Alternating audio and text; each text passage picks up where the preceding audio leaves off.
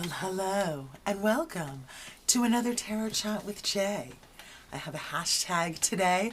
I heard about this hashtag from Lisa Papez, and it is, the original hashtag is hashtag top 10 guidebooks, wherein she talks about the top 10 guidebooks from her tarot collection and the guidebooks that really mean the most to her. I have a little variation. I wanted to talk about top 10 tarot books. And rather than talking about the guidebooks, I'm going to talk about actual books that I tend to throw tarot into.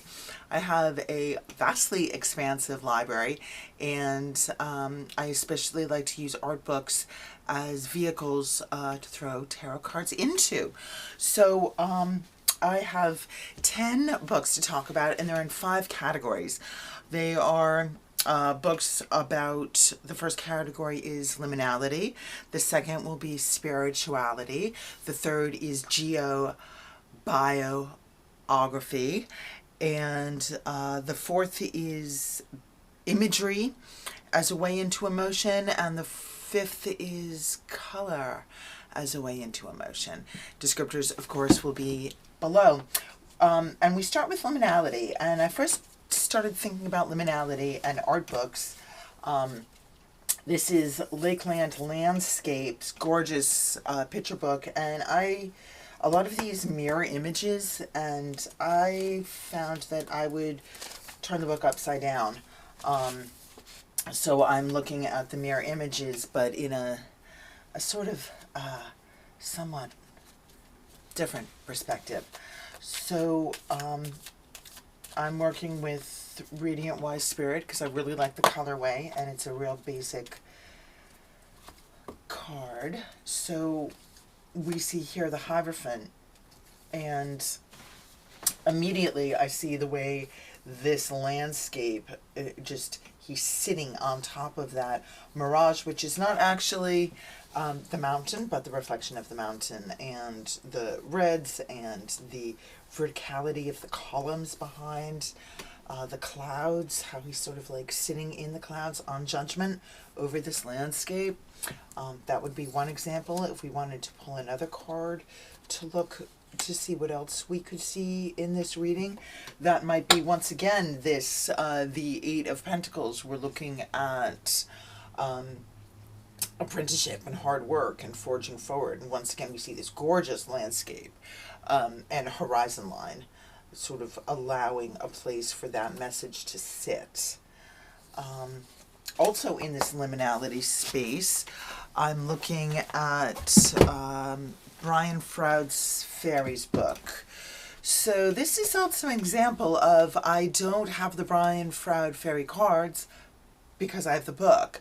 I don't need to buy his tarot cards. I can just throw tarot into his book. Same thing with Frida Kahlo. We'll see her coming up later. I don't have her book. I don't have her tarot cards. I have her books.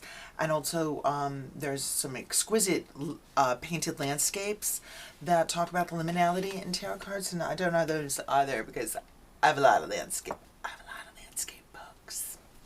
So moving on to fairy energy, we can open to, any beautiful page here and see what, here we have the bean niche. She's washing clothes by the river, and that's never really a good sign. Here's Temperance. She's saying it's time to own up. What stains can you not wash out of your linens?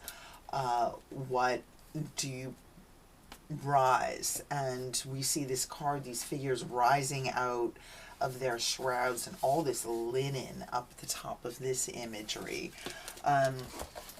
We'll pop over to our little red cap and see what kind of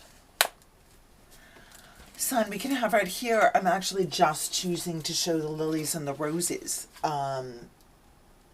Be wary, be on guard. There's a message, but it comes with a history. Should we flip it? Let's flip it. Happy childhood card. And what is our child wearing? A red cap. Childhood is not entirely all innocence. They are not entirely without teeth. All right. The next books that we move on to have to do a little bit about spirituality and the message of the universe. Hey friends, have you ever read anything by Joseph Campbell? He's like the Mr. Rogers from metaphysics. He's just amazing. So Joseph Campbell was a philosopher, and some would, including me, would say saint from the 1900s, 1950s, 60s, 70s. That's sort of where I picked him up. He is readily available. You can actually hear him speak in radio interviews, say with Bill Moyers on PBS. You can hear his actual voice. Boy howdy, if you need anything like a bedtime story, you hear it from Joseph Campbell. So he also, the thing I love about him, weaves mythology and combines so many world tales into the one clear message from the universe. This meant for you. He's so awesome and kind that way. Are you working through broken heart messages? He has a very kind way of delivering them to you. Are you perhaps, we talked about that card. Are you possibly looking at the King of Cups messages? We see here he chooses these beautiful pointed divine messages that bring you up to the sacred, that bring you up to the crowned, the enthroned version of yourself. Let's see if I can find an image here in the book. These are some Native American drawings, and we can pull something like the Page of Pentacles. Here we see those golds, those greens, those beautiful messages from the higher self coming down to the mundane. So I think Joseph Campbell and a book like this is a beautiful way to draw those messages from heaven and from universe down to our daily. Another way that I find is fantastic to do that, this is 365 days from the universe. Thank you very much. This is from NASA.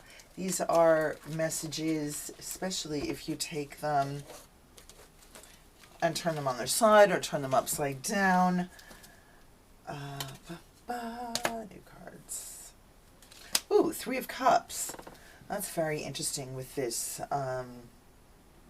It's gravitational wave detector, but it sort of talks about sending that energy out, spinning it, collecting it, spinning it, and moving it out into the universe. Here we have Mars. And that talks a little bit about that Nine of Swords, that unknown. The Martian landscape used to be something so potentially fraught with danger. Help, the Martians are coming! Sort of scenario. And we've stepped beyond that through technology. But there is a little bit about this. Is it a strange flower blossoming? Is it an insect creature? Is it something out of nightmare? So that's a very interesting read. I wasn't really expecting that, but there you go. That's sort of some of the beauty of tarot. Wow. Seven of Swords. A little subterfuge. What do you know? What do you not know? What is out in the universe to be conquered, but what is known and what is unknown. So we have kind of interesting dichotomy running there. Next we talk a little bit about Biogeographical, and two books that I've chosen to represent here are the Hudson River School of Painting and Kahuli Glass. Both of these I've personally experienced, both in the state of New York. Kahuli glass is just exquisite. Here we see pieces lit up in a garden, and we're bringing in the Knight of Cups, just a full-hearted message. This is an artist who moves from the heart, moves with color, moves just through the landscape with a message that really touches my heart. I was really so intrigued by this. Here we have the red spiky objects with the Four of Cups, and I'm really seeing those reds, those greens. They're sort of like I'm stuck in it and I'm not quite coming out. I'm not done. I'm not done. You know, sort of give it a minute energy that we're coming here. Oh, jeez. I mean, hello. Here we have the Ten of Cups, and there he is, standing under his installations, looking at his work under his rainbow of work, feeling that fulfillment, feeling that connection with legacy and heredity and fulfillment and completion and success. What a successful card. What a beautiful reading of a successful card. And what an interesting way to read it. It doesn't have to be like the heteronormative image that was possibly meant when this card was drawn. A full success, a full umbrella, a full Ten of Cups moment can mean many different things in this lifetime and in this beautiful age that we live in. All right, my friends, we're moving on to our next category, which is imagery, the big imagery, big emotion that happens with big detailed images. And I'm looking both at the artist Frida Kahlo and the artist Hieronymus Bosch. Here in the Garden of Earthly Delights, there is so much in the imagery. There is so much detail that we look at. Oh my goodness. Here we have the Hermit, which actually is such a Bosch card. He's Hieronymus of Bosch because he's Jerome of Bosch. He's John of Bosch. He lived in Bosch. He painted in Bosch. He experienced Bosch. He died in Bosch. He was like the Hermit of Bosch. That was his experience on his mountaintop. And this is his gorgeous illuminated message for us. Let's flip to another. Here we see, and this is part of the parade. Yeah, it's art history. It's going to be naked. Disclaimer. So, thank you. We move on to, frankly, the Ace of Wands. That's a fabulous picture right there. I wanted to quickly show how this happens with Freya and being able to take any portraiture of her self-portrait, Page of Cups, that message from the heart, that blush, that peach, that red. Lastly, big color, Pig Landscape, Vincent van Gogh. I pulled the Tower, and Georgia O'Keeffe.